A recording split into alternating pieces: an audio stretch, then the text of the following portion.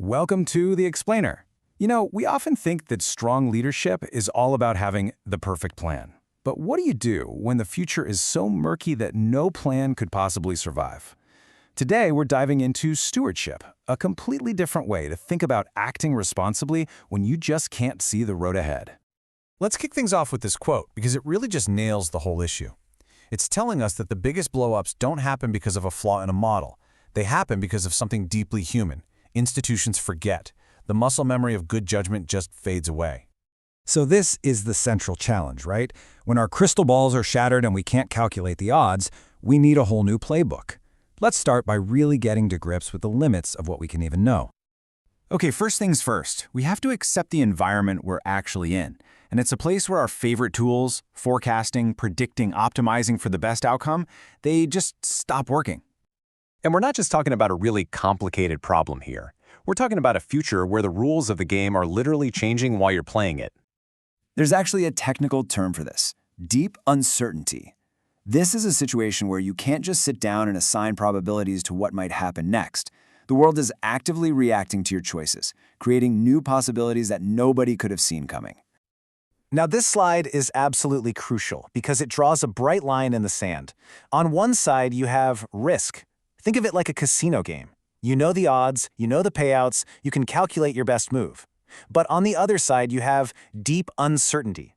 That's not a casino. That's like navigating a ship through a thick fog with no map. There's no math problem to solve. You have to rely on good, disciplined judgment. So if we can't just run the numbers to find the best answer, what are we supposed to do? Well, the answer is to stop searching for a perfect solution and instead to adopt a disciplined practice. And this is a massive shift in thinking. Stewardship isn't some dusty report you write up and then stick on a shelf. It's a habit. It's something an institution does, over and over again, to build the muscle of good judgment for when the pressure is really on. So what does this practice look like in the real world? Well, it's all built around an engine called the decision cycle. It's a structured way to turn those fuzzy, early warning concerns into real, accountable action. So here it is, the stewardship decision cycle. Think of it as a continuous loop that guides an organization all the way from just sensing that something's a bit off to interpreting what it means, escalating it, deciding, acting, and then, this is so important, explaining why and reviewing what happened to learn from it. And it is vital to understand, this is not a simple checklist.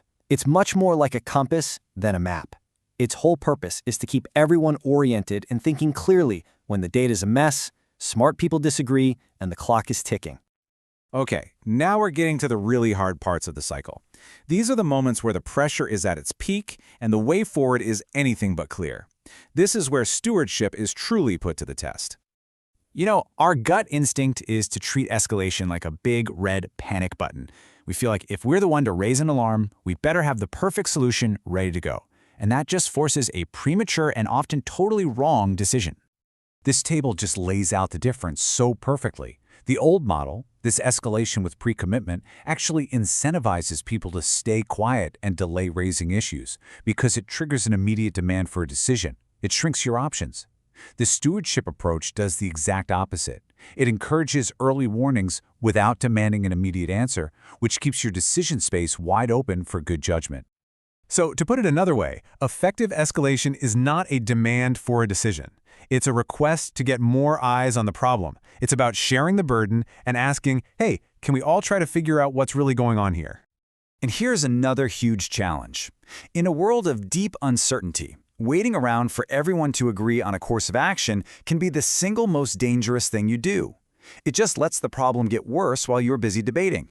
So how do you act? Well, instead of a rigid formula, stewardship uses something called heuristics. You can just think of them as smart, simple rules of thumb that help guide your judgment. They won't guarantee a perfect outcome, but they help you make a responsible decision.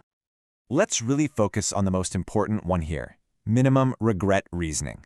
This completely flips the script. You stop asking, how can we maximize our profits? And you start asking, looking back, which outcome would be an absolute, irreversible disaster, and what do we need to do right now to avoid that? It's all about damage control, not chasing perfection. And this applies to every single decision, including the decision to do nothing at all. In stewardship, inaction is never a neutral stance. Waiting is an active choice, one that lets risks quietly grow and options disappear. It has to be justified just as rigorously as any action. So let's pull all these pieces together. What does this whole mindset of responsible judgment look like when you put it all together into a coherent philosophy of action? This right here, this is the fundamental shift. The goal is not to achieve control, because in a world of deep uncertainty, control is an illusion. The real goal is responsibility. It's about being able to exercise judgment coherently and accountably, even when you have no idea how it will turn out. And this just beautifully summarizes the true value of all this. Stewardship isn't about creating some fantasy of a risk-free world. It's about building something much, much more durable. The institutional capacity to face uncertainty head-on, with clarity, without breaking. And that leaves us with one final provocative thought that brings us right back to where we started. Is the practice of disciplined judgment actually embedded in your organization's memory? Or does it just fade away with every new crisis, forcing you to learn the same painful lessons over and over and over again?